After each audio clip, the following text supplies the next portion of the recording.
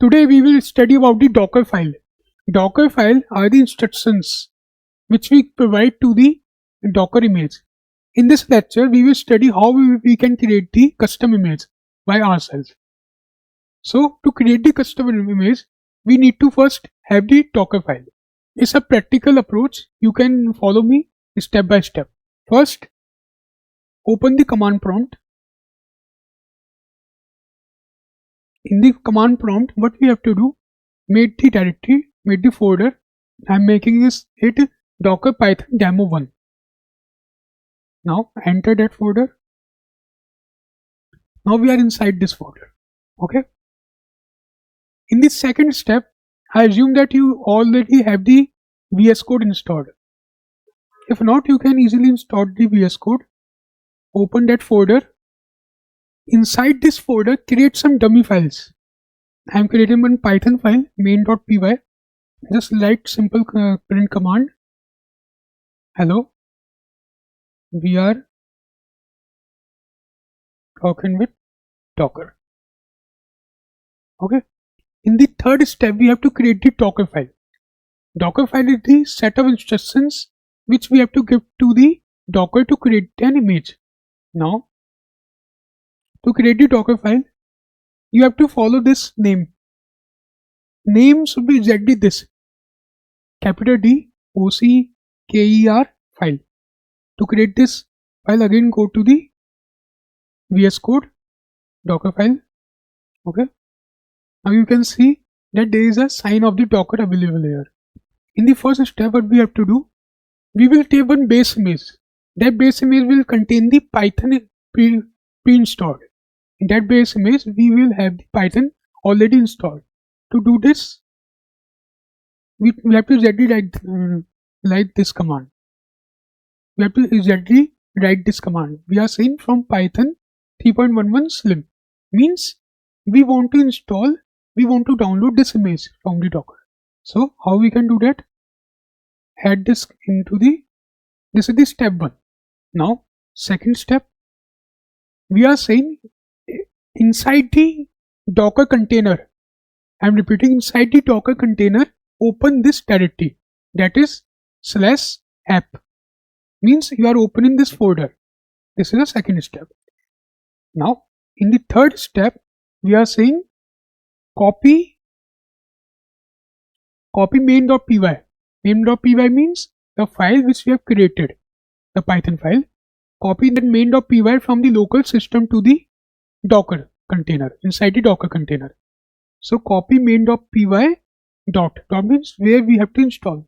Dot means where we have to copy this file inside the container. Means it will copy this main.py into the app folder inside the container.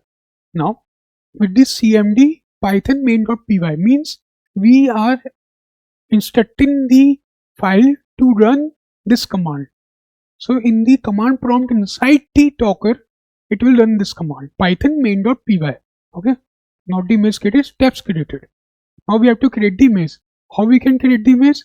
Using the Docker build. Build is the command to initialize the image. Then python demo dot. Okay. So what it will do? It will name the image Python demo. Okay. You can name anything here. You can name it Python demo 1, Python demo 2, anything. And it will run the Docker file. But just you have to check that you should be inside that folder. Which folder? Docker Python demo. If you are not inside that folder, then this will fail. This step will fail because it will not able to find the Docker file. So it's a simple command. You can see here we are creating the Docker image using the Docker build. Then name the image Python demo. Python demo you can name anything. And dot use current folder files. So you should be inside that folder in which you have the Docker file stored. So what we have to do? Again go to the command prompt, copy this. Now name it. We can name it anything. Okay. So it is not able to connect to the API. So what we have to do? Just run the Docker in your Windows. Now Docker is initializing. Now again try to run this command. You can see now image has been created. To check whether your image is available or not, what you have to do? Docker images. Now you can see Python demo 1 is the image which we have created just now. Okay, and this is the ID of the image, and this is the disk usage 186 MB. Now if we want to run this image, then how we can do this? Docker run and copy this. You can see this is the command which we have written in the print inside the main.py. So it means our Docker has been successful, and that image, using that image we have initialized the container. Using that image we have initialized the container, and that container ran the main.py. Okay, and that main.py printed this. So usually in the industry also we follow this concept.